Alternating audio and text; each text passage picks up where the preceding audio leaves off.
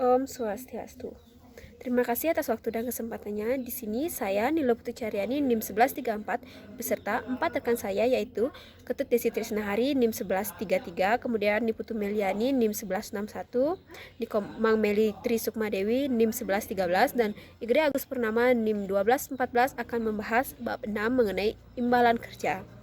Adapun pokok-pokok pembahasan yang akan kami bahas, yang pertama, poin 1 mengenai konseptual imbalan kerja, ya, poin kedua, perlakuan akuntansi untuk program imbalan pasca kerja, kemudian poin ketiga ada studi komprehensif terhadap laporan keuangan, kemudian poin keempat yaitu penyelesaian soal kasus di buku halaman 133 6.1.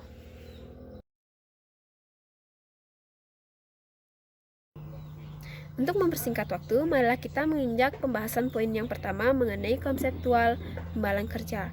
Soal yang pertama, jelaskan mengenai PSAK 24 Revisi 2013 mengenai imbalan kerja. Secara umum, imbalan kerja merupakan segala bentuk imbalan yang diberikan oleh perusahaan atas jasa yang telah diberikan oleh pekerja.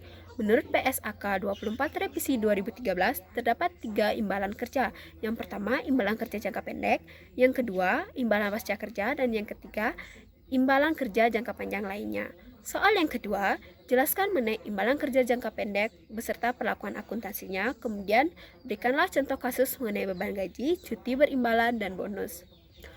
Imbalan kerja jangka pendek merupakan imbalan kerja yang diharapkan diselesaikan seluruhnya sebelum 12 bulan setelah berakhirnya periode pelaporan saat pekerja memberikan jasa. Dalam imbalan kerja jangka pendek ini tidak mencangkup mengenai pesangon. Kemudian untuk perlakuan akuntansi atas imbalan kerja jangka pendek sangatlah sederhana. Kenapa demikian? Karena yang pertama, tidak diperlukannya hitungan aktuaria, yang kedua, tidak adanya pendiskontoan karena ini termasuk ke dalam imbalan kerja jangka pendek.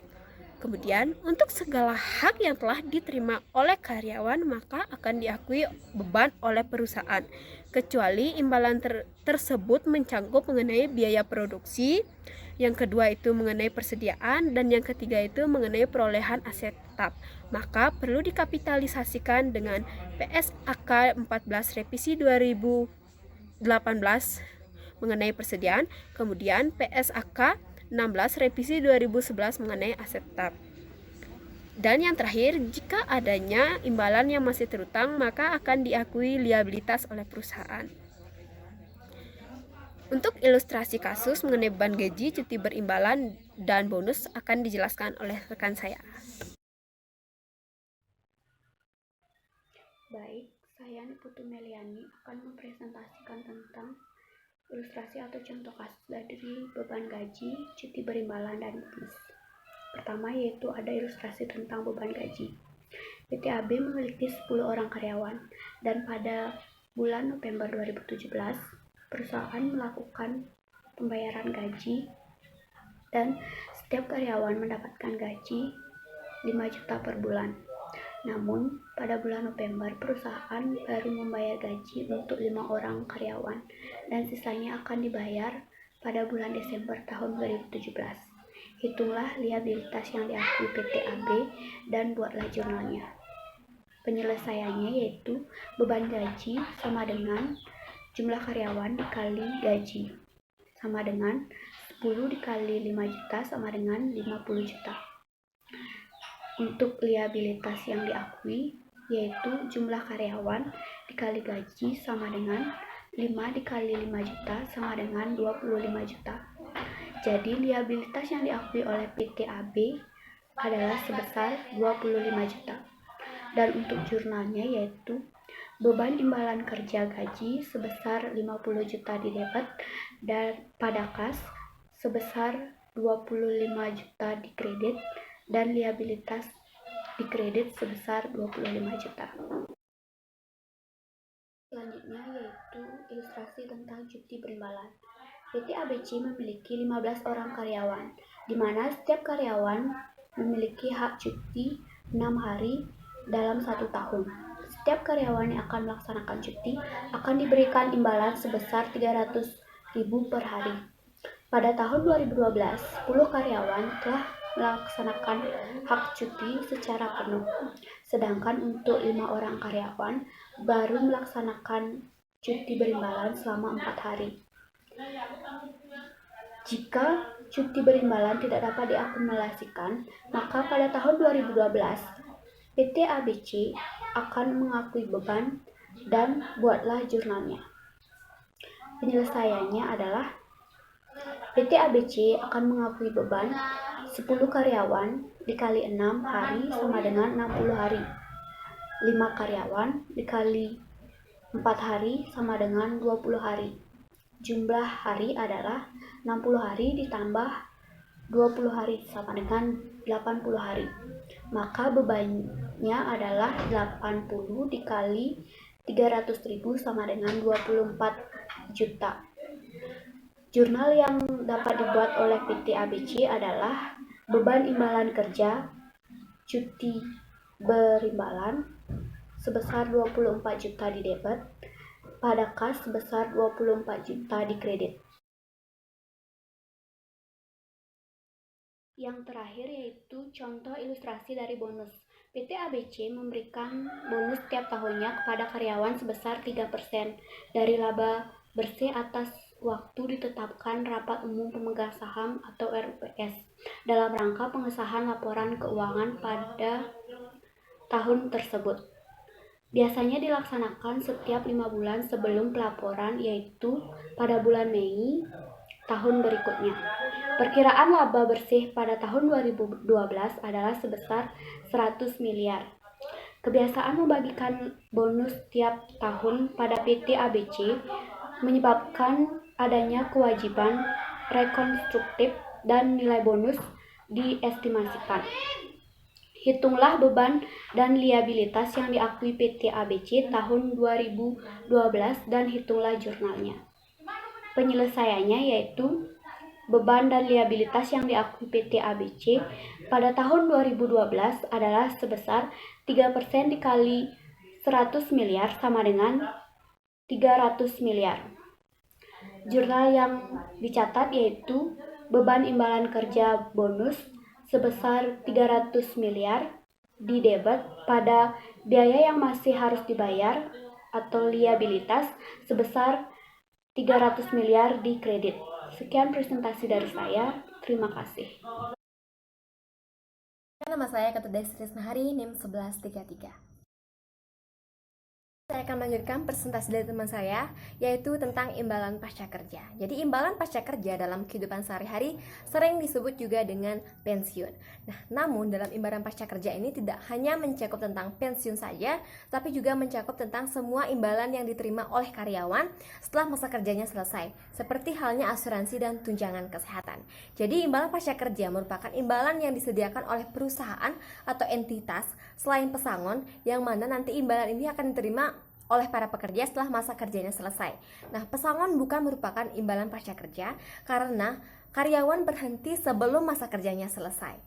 Nah, dalam program imbalan pasca kerja terdapat program pasca kerja terdiri dari 2 jenis tergantung karakteristiknya. Yang pertama ada program iuran pasti. Nah, pada program iuran pasti yaitu para pekerja membayar iuran sebesar jumlah yang sudah ditentukan oleh kepala dana pensiun. Sedangkan pada program imbalan pasti, para pekerja wajib memberikan iuran yang sudah disepakati dan akan diberikan oleh para pekerja setelah masa kerjanya selesai. Selanjutnya yaitu perbedaan program iuran pasti dengan program imbalan pasti. Di sini terdapat 5 perbedaan. Yang pertama itu besaran iuran. Pada program iuran pasti, besaran iuran itu tetap atau ditentukan. Sedangkan pada program imbalan pasti, besaran iuran itu tidak ditentukan. Yang kedua ada besaran imbalan. Pada program iuran pasti, besaran imbalan itu tidak ditentukan. Sedangkan pada program imbalan pasti, besaran imbalan itu ditentukan. Yang ketiga ada kewajiban entitas. Pada program iuran pasti, kewajiban entitas itu tergantung kepada iuran yang sudah disepakati. Sedangkan pada program imbalan pasti, kewajiban entitas itu tergantung kepada imbalan yang disepakati. Yang keempat adalah risiko aktuaria, dan yang kelima ada risiko investasi. Pada program iuran pasti, risiko aktuaria dan risiko investasi itu ditanggung oleh pekerja atau pensiunan. Sedangkan pada program imbalan pasti, risiko aktuaria dan risiko investasi itu ditanggung oleh pemberi kerja atau entitas. Selanjutnya itu imbalan kerja jangka panjang lainnya. Jadi imbalan kerja jangka panjang lainnya adalah imbalan kerja selain pasca kerja dan pesangon yang mana jatuh temponya itu lebih dari 12 bulan setelah akhir periode pelaporan saat pekerja memberikan jasanya. Dimana pada imbalan ini terdiri dari cuti berimbalan jangka panjang, imbalan cacat permanen, serta bonus dan kompensasi lainnya yang dibayar lebih dari 12 bulan sejak akhir periode pelaporan. Nah, perbedaan dengan imbalan pasca kerja, pada imbalan kerja jangka panjang lainnya ini itu dibayarkan kepada pekerja selagi masih bekerja.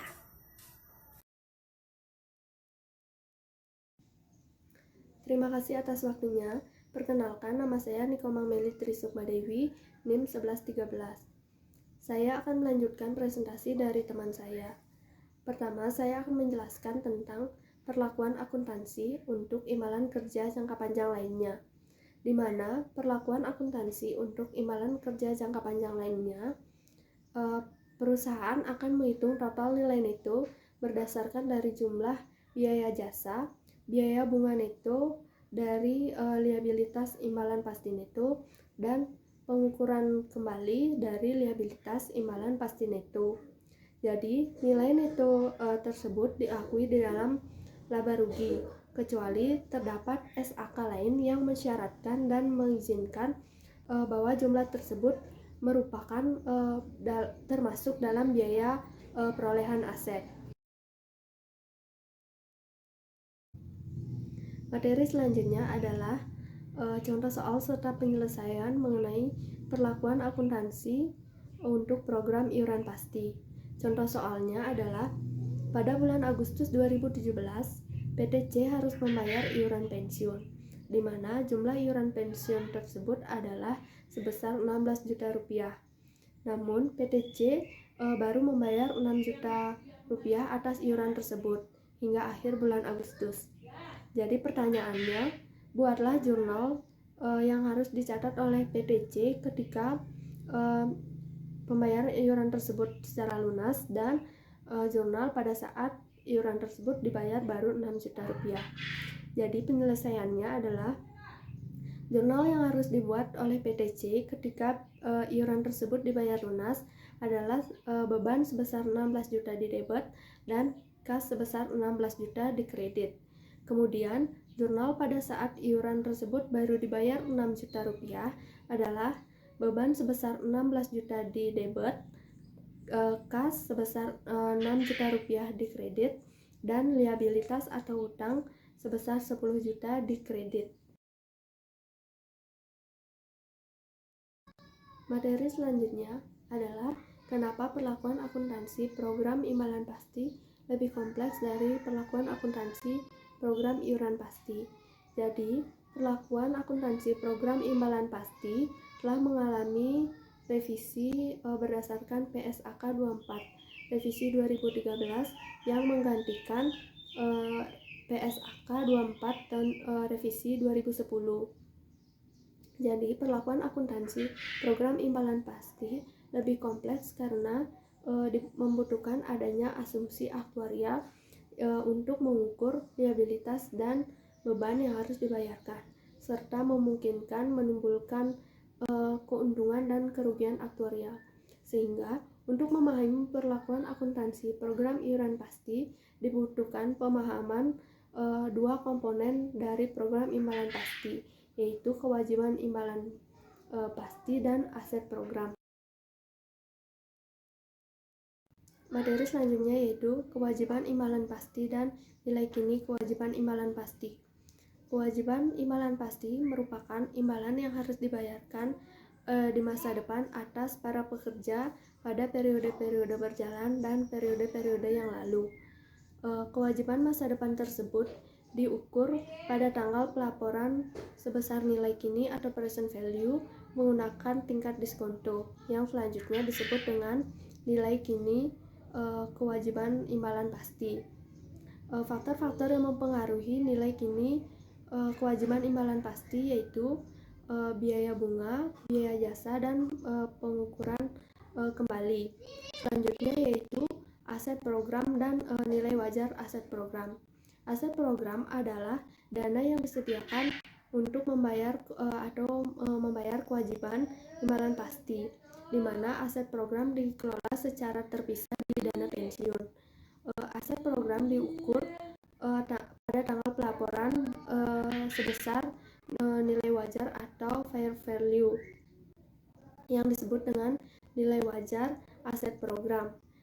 Faktor-faktor yang mempengaruhi nilai wajar aset program adalah pendapatan bunga, iuran atau penarikan, serta pengukuran kembali. Sekian presentasi dari saya, selanjutnya akan dilanjutkan oleh rekan saya. Baik, terima kasih atas waktunya. Di sini saya akan melanjutkan presentasi dari teman saya. Perkenalkan, nama saya IGD Agus Purnama, NIM 1214. Di sini saya akan menjelaskan mulai dari biaya jasa. Biaya jasa terdiri dari 3, yaitu biaya jasa kini, biaya jasa lalu, dan kerugian atau keuntungan atas penyelesaian. Biaya jasa kini merupakan peningkatan nilai kini kewajiban imbalan pasti atau NKKIP atas jasa yang diberikan oleh pekerja pada periode berjalan maupun periode sebelumnya yang akan nanti dibayarkan pada masa yang akan datang. Selanjutnya yaitu biaya jasa lalu, merupakan perubahan NKKIP akibat dari adanya amandemen atau curtailment, yaitu penurunan signifikan jumlah pekerja yang ditanggung oleh program. Selanjutnya yaitu kerugian atau keuntungan atas penyelesaian, di mana hal ini terjadi ketika suatu perusahaan melakukan suatu transaksi yang dapat menghapuskan kewajiban hukum maupun konstruktif atas sebagian maupun keseluruhan atas program. Selanjutnya kita akan membahas mengenai beban bunga. Beban bunga atau biaya bunga merupakan kenaikan NKKIP pada suatu periode karena periode tersebut telah mendekati dengan periode penyelesaian kembali. Selanjutnya yaitu pengukuran kembali. Pengukuran kembali dalam faktor mempengaruhi NKKIP di mana mencakup kerugian maupun keuntungan aktuarial, yaitu penyesuaian akibat dari perubahan asumsi aktuarial terhadap NKKIP. Selanjutnya yaitu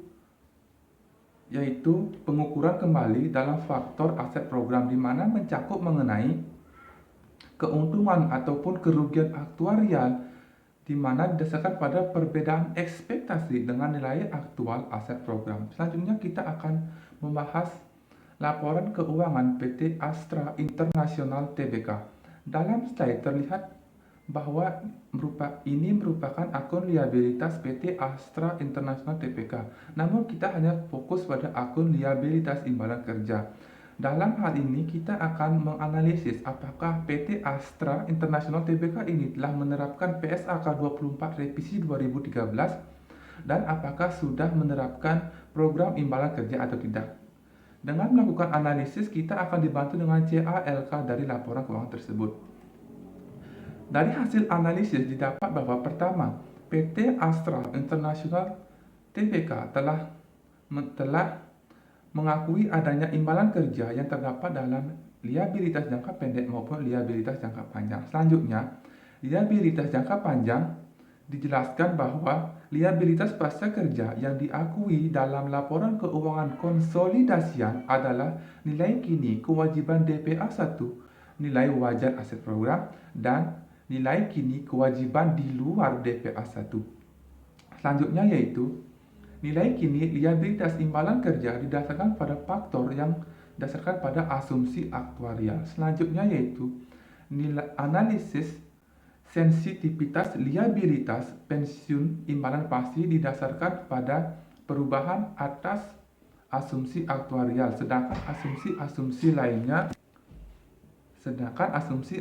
lainnya dianggap konstan. Selanjutnya yaitu biaya jasa, beban bunga, pengukuran kembali bersih diakui dalam laporan laba rugi. Dengan demikian, maka dapat ditarik kesimpulan berupa PT Astra International Tbk telah menerapkan PSAK 24 revisi 2013 karena hal ini ditunjukkan dari adanya pengakuan dana pensiun serta telah menerapkan adanya program imbalan kerja. Selanjutnya, kita akan membahas mengenai soal pada halaman 133 soal kasus 6.1 di mana pada soal tersebut diketahui PT Hari Tua membayar iuran pensiun sebesar 4 juta dalam 1 bulan. Namun pada bulan November cuma membayar 3 juta dan dibayarkan di pertengahan Desember. Yang ditanyakan yaitu berapa liabilitas imbalan kerja yang diakui pada 31 Desember 2015. Untuk mencari berapa liabilitas yang diakui tersebut, kita dapat mengurangkan dari beban seharusnya dalam setahun yang dibayarkan, dikurangkan dengan berapa perusahaan telah membayar iuran pasti. Di mana beban dalam setahun dapat dicari dengan 4 juta dikalikan dengan 12 bulan akan menghasilkan sebesar 48 juta.